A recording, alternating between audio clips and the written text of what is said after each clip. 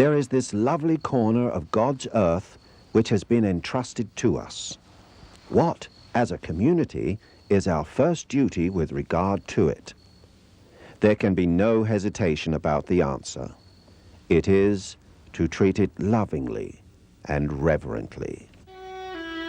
So wrote Thomas Hughes of Rugby, Tennessee, a place he traveled across the Atlantic to embrace.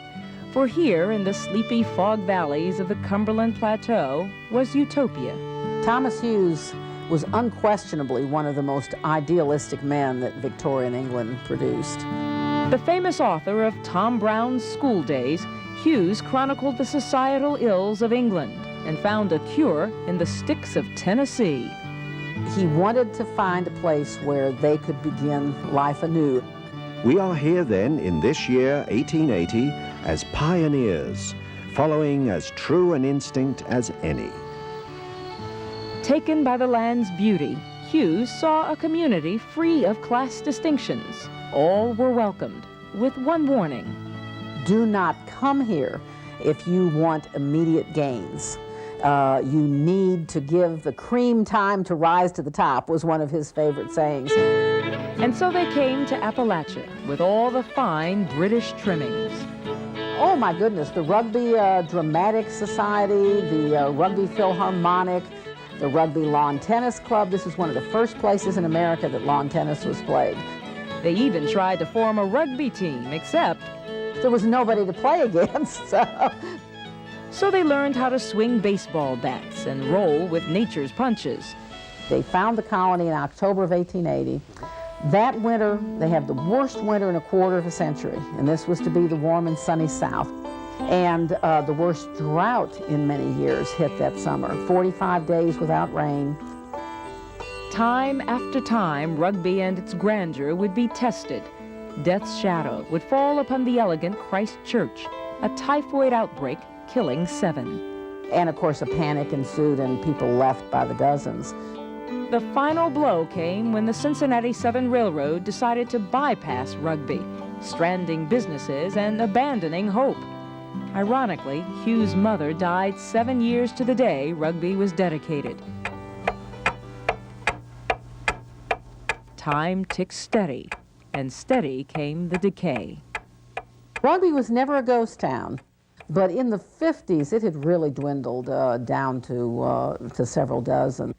Ironically, in a town of a handful of people stood a Victorian library housing 7,000 books, bound beautifully, detailed with gold, a massive memoir of another time when dreams were read and acted upon.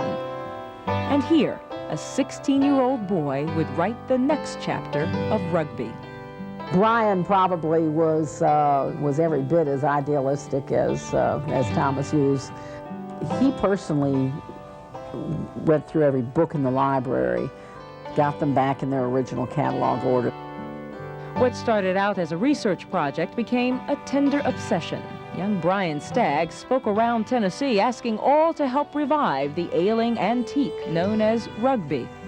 From 1966 to 76, Brian helped restore rugby, and his sister Barbara continues the work. Everything we're doing is part of his original master plan. And it all relates to Thomas Hughes' original master plan, if you will. A plan of freedom and Gothic grace, field brawn and iron will, and through it all, a lingering melancholy. For the Greek definition of utopia is no place. Utopia, a state of mind, not an actual residence. Try to establish a Victorian address, and tragedy moves in. Thomas Hughes died $75,000 poorer because of his rugby experiment.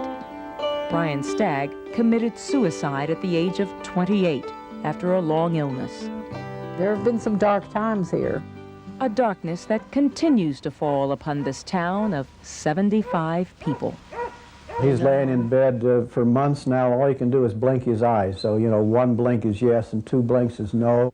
Eric Wilson and his wife Vi are talking about a rural neighbor whose farm is withering away with his body.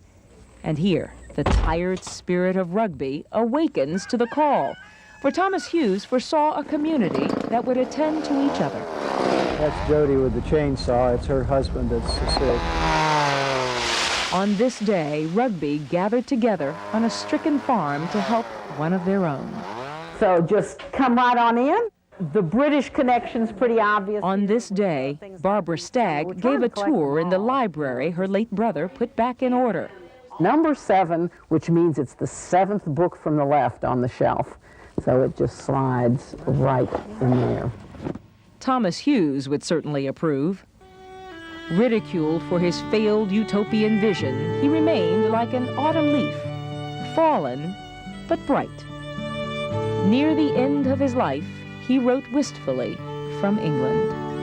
I can't help feeling and believing that good seed was sown when Rugby was founded, and someday the reapers, whoever they may be, will come along with joy.